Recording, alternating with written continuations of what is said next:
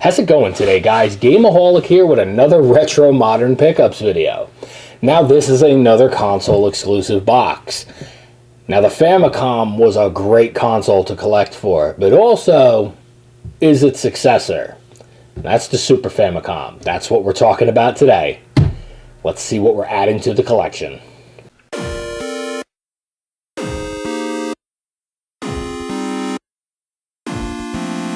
So first up on the list is these two Patchy slot games, Jinsen Patchy Hisoshu and Gonzo Patchy Slot. Now, in Japan, these Super Famicom Patchy slot games are about a dime a dozen. But I picked these up for the sheer fact that they were a cheap price. I only paid 50 cents a piece for these, which is insane for any game.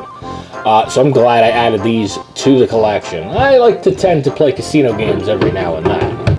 Also adding to the collection, next up on the list, is Kirby Super Deluxe. Now, Kirby Super Deluxe, if I'm not mistaken, is Kirby Superstar Ultra, or Kirby Deluxe, Kirby Superstar Deluxe in American. Don't quote me on that. But this was one of the missing Kirby games that I was looking for. For an outstanding price of $1, I can't really complain. This was a very good pickup. Not a lot of people were actually trying to look for this game, which I'm surprised, because Kirby games tend to go for a decent amount of money, whether in English or in Japanese. Next up on the list is a very interesting game that I really wanted to get, and that was Pop and Twinbee. So I have been trying to get my hands on the Twinbee games for quite some time. Now this is your average shmup, as they like to call them. This one is very colorful. The music is outstanding. Hard to believe this is actually one of the physical first Twinbee games that I actually own now. I have played a lot of them, obviously, either in arcades or on emulation, but this is the first time I'm actually going to play it physically on a Super Famicom cartridge, and it looks fantastic. Next up on the list is my very first, and it's nothing major, complete in box Super Famicom game, and that is International Tennis Tour. Now, again, obviously sports games are a dime a dozen. When it comes to the Super Famicom, or any game console for that matter, complete in box is always great to have. And when I saw that International Tennis Tour was only $1, I was like, sure, I'll take a $13 game for $1. It looks slightly different than the other tennis games I've played, but we'll find out eventually. So, you know, something nice to add to the collection.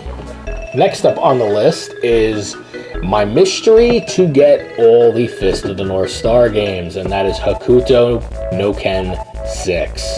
So I am currently missing 4 and 5, but 6 I know is a Fist of the North Star fighting game, which is why I picked it up for around $2. I am on a mission to collect all these games, so if anybody knows where I can get them, that would be great. But Hokuto no Ken 6 was notoriously bad, I've been told, but I still wanted to add it to the collection because I was missing it, so glad to have it. Also adding to the collection, now this is a graphic novel. It is called Kamaitachi no Yoru, translation to Night of the Sickle Weasel. Now this is a visual novel is what they call it. I don't know a lot about these games, but Night of the Sickle Weasel apparently had games that came out on PS2. So that is why I picked this up, because it looks like a very interesting novel concept to have for the Super Famicom. And also, there is an English translation for this, so that's why I picked it up. I'm going to check it out.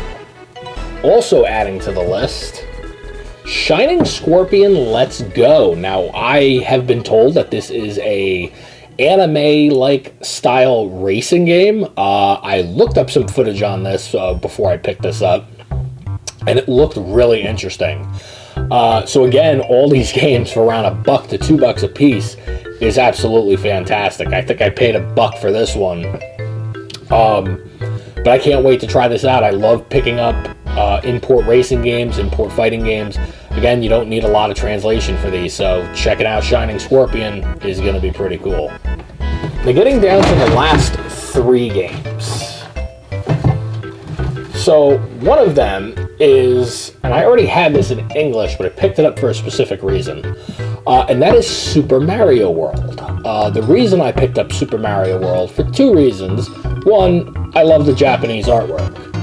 2, this is an unpatched version of the game. So in this version of the game, you can actually eat the dolphins in one of the levels, which is why I like to call it Super Mario World, the eating dolphin version.